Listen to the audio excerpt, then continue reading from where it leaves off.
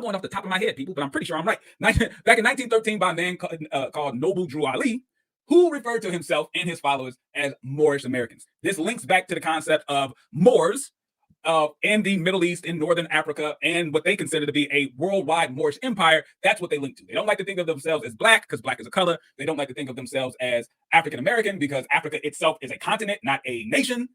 Even though Morocco is a nation, but we all know they're not from Morocco. But let's not get in the weeds here. Let's not get into the weeds here because we'll be all day. Just know that it was a religious movement started by people who the world identifies as African Americans in the early 1900s, and it was a faith based in Islam.